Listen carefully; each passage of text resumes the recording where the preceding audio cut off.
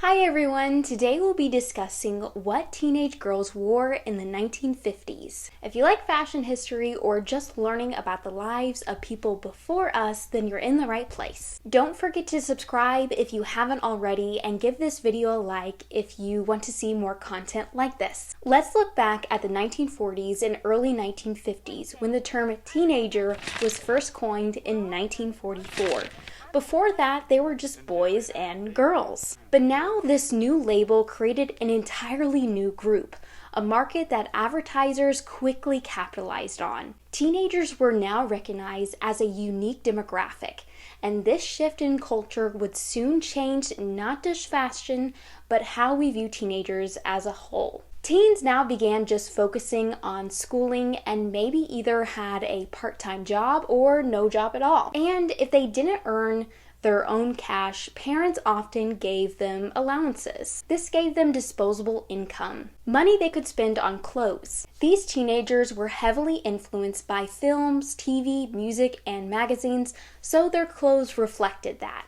Retailers caught on and created stores specifically for them. But what you wore to school would be very different from your weekend attire, especially if your school had a strict dress code. These students are portraying what we consider bad taste in school attire and behavior. This student is wearing an ankle bracelet, dungarees, and dropped earrings. This student is wearing an extremely tight skirt and tight sweater. Off-the-shoulder dresses or earrings are considered improper for school wear. This group is our ideal of the proper school attire and social behaviors of the Hicksville Junior High. Looking at the basics of an outfit, you would often find girls wearing skirts and blouses every day, as the fuller skirts were all the rage, often ending just at the shin, but each year skirts got shorter and shorter by the end of the decade. They were showing their knees. Other types of skirts you would see were straight pencils and plaid pleated skirts. Most skirts were made out of material like felt, wool, quilted cotton, or heavier cotton blends that didn't wrinkle. To add fullness, many teens would wear petticoats underneath, sometimes more than one if they really wanted that fluffy factor. Dungarees, also known as jeans, were typically reserved for weekends or evenings, unless you didn't have a strict dress code at school. Blouses were usually an essential part of the wardrobe. Most were buttoned up all the way to the neck and were ironed the night before. White blouses were especially popular as they could match almost anything. A popular collar you would see in most of these blouses were the Peter Pan collars. Sweater tops were equally as worn, often in pastel colors. Most of the time, all of these shirts mentioned were tucked into skirts. Unless it was a sweater, these could either be layered over your skirt or tucked in. Cardigans were often paired with blouses, or they would have a twin set featuring a cardigan with a matching shirt underneath. While sometimes shirtwaist dresses were worn during school hours, it wasn't exactly popular to wear dresses. These would be saved for special events like dances, church, or going on a date. Footwear was key to the look. Saddle shoes were the most popular, though they required regular polishing. Penny loafers gained popularity, especially when teens began slipping a penny into the loafer slot to make a call home if needed. But both shoes typically were always paired with bobby socks. Dressier options included Mary Janes or pumps. Flats didn't come into trend until later into the decade. The colder months. While today our style usually will change from wearing dresses in the summer and spring to wearing pants in the winter and fall. In the 1950s, there was little room for change. A lot of women who grew up during this time said they just chose to freeze, as they didn't want to ruin their outfit. But here are a few things they did add, like thick coats which could have been made out of wool, tweed, or fleece, often matching the length of your skirt or dress. Often detachable fur trim was seen on plenty of winter coats, and sometimes in fun colors like pastel, green, or red.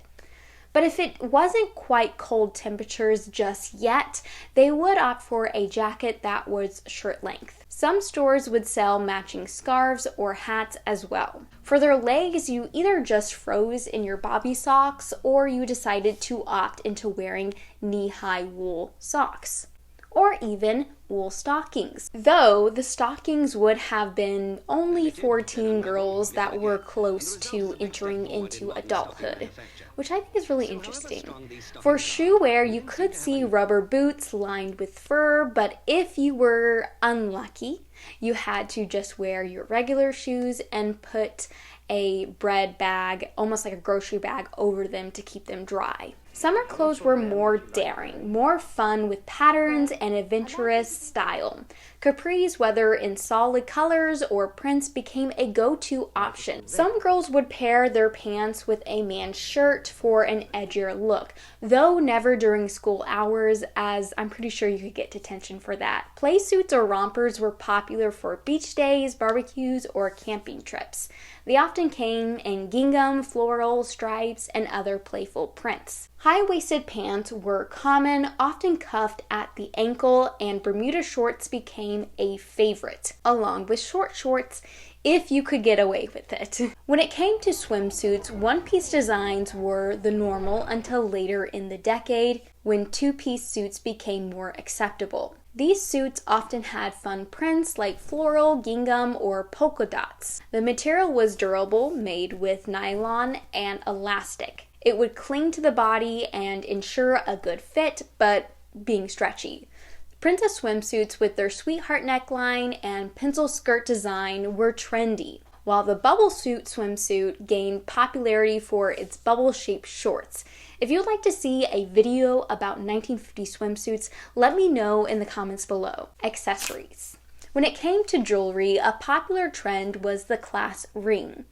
If you were going steady with someone, they might give you their own class ring. Some teens wore it on a chain, others on their finger. Overall, this showed people you were taken. Cardigans were so popular that sweater clips became essential. These handy little accessories helped keep the sweater in place, especially if you didn't bother putting your arms through the sleeves. Hats were seen more as an adult accessory, but for special events like church or tea, teen girls might wear, a cute little hat. And when it came to carrying your school supplies, they would opt for the classic briefcase-style book bag, or if they wanted something smaller, they could get a flap top bag or a box bag. From skirts to shoes, cardigans to sweaters, the 1950s saw the emergence of a new fashion era. Teenagers were no longer just children or adults. If you would like to see more videos like this, let me know in the comments below. I of course didn't touch everything in this video as they wore a lot more than just this. These were just the basics. And I could definitely do a more detailed video in the future. As always, my name is Hannah Truly Lisha. Thanks for learning with me.